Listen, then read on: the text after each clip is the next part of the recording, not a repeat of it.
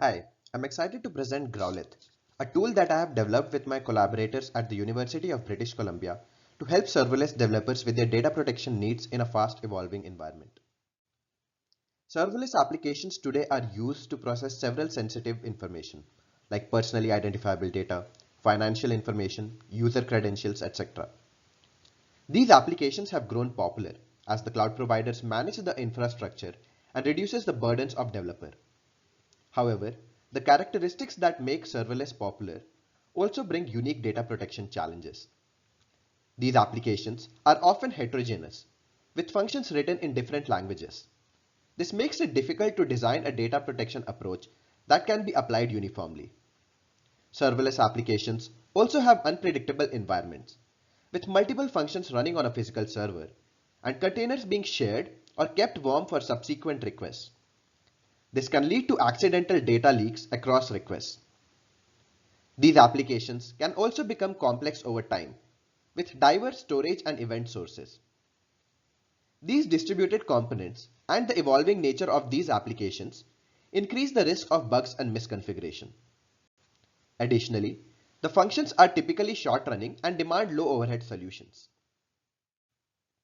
Today, the cloud providers and the cloud tenants operate under a shared responsibility model for security and compliance.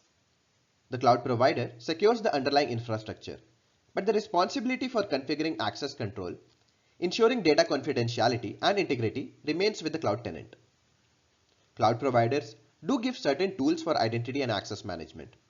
However, these tools are tied to the cloud platform, are too coarse-grained, and often notoriously hard to configure.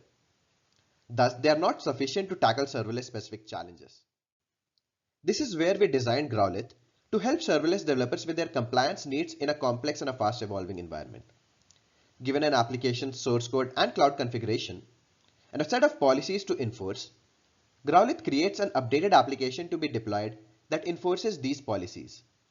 However, this solution requires us to answer a few key points. First, where do you enforce policies in a complex serverless application with data flowing across heterogeneous functions? Second, how should a developer specify their access and information flow control requirements?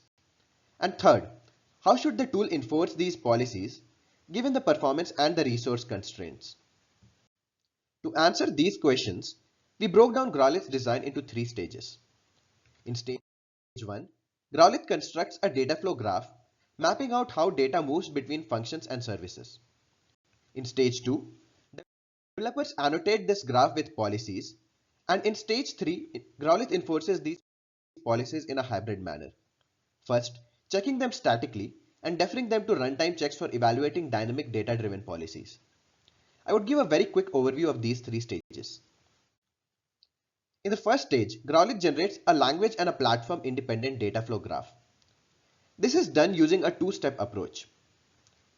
Initially, Growlith independently analyzes the source code of each function in the application with CodeQL and creates per function graphs.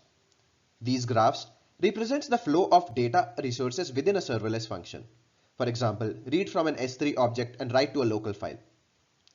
This is done independently for each function in the application, which can be in different languages, but it produces the graph output in a common abstraction. Note that this requires us to model language-specific libraries for using these data resources, but this is a one-time step that can be reused across applications. Our current prototype shows support for Python and JavaScript in AWS and GCP. Then, Growlith combines these per-function graphs with inter-function dependencies parsed from the application configurations to generate the application data flow graph, which represents the end-to-end data flows in the application. In the second stage, developers specify policies by annotating the edges of the data flow graph with a declarative specification language. These policies include access control policies dependent on temporal, geographical, or environmental based attributes, and information flow control policies to restrict the data flows. Some quick examples would include writes to a dynamic bucket is allowed only if the bucket is in US East 1 region, or writes to a dynamic bucket is allowed if the data is derived from the same bucket upstream in the workflow. I would allow you to read the paper for full details of the specification language. In the third stage, Growlith enforces these policies using a hybrid approach. First, during static checks, a policy evaluation can result in allow, deny, or be deferred for runtime check if the policy requires some runtime information. A failure at this stage is flagged to the developer for debugging before deployment. And finally, Growlithe generates an updated application. For the deferred policies, Growlithe instruments the source code to add inline assertions in code that are evaluated at runtime. Note that this approach for runtime checks ensures that we do not need any changes in the underlying infrastructure. The hybrid approach brings two benefits. Static checks reduces the number of policies to be checked at runtime, and runtime checks allow evaluating policies with runtime data, thus improving coverage. We evaluated Growlithe on several fronts.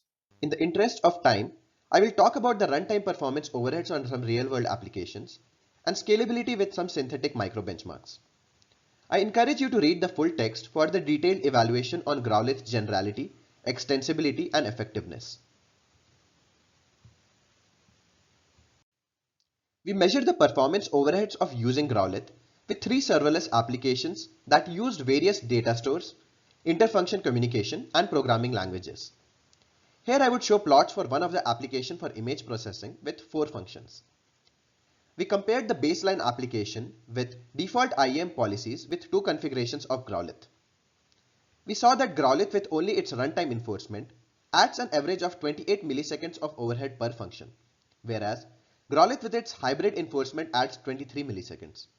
Thus we see that Growlithe's hybrid enforcement leads to a 19% improvement in function runtimes compared to runtime checks alone. We also measured the cold start overheads for each function and saw a maximum overhead of around 180 milliseconds. These overheads are dependent on application policies and offload some costs from runtime to container initialization. They are not a major concern as cloud providers optimize the functions to reduce cold start occurrences. Thus, we see that Growlithe's hybrid enforcement reduces runtime overheads. To test scalability, we use 2 synthetic workflows: a linear chain where n functions are run sequentially, and a fan-out configuration where n functions are invoked in parallel. We measured end-to-end latency overheads of Growlithe on these workflows and show that Growlithe's overhead remains modest, scaling linearly in linear chain and sublinearly in fan-out. Typical workflows fall between the extremes of linear chain and fan-out, and thus we see that Growlithe scales well as the application grows. To wrap up, Growlithe integrates compliance into the serverless development lifecycle. It's portable across platforms, works across languages, and easily extensible to new ones and services. It adapts to the application or policy changes and keeps the overhead minimal. Please scan the QR code for our paper and code. Thank you.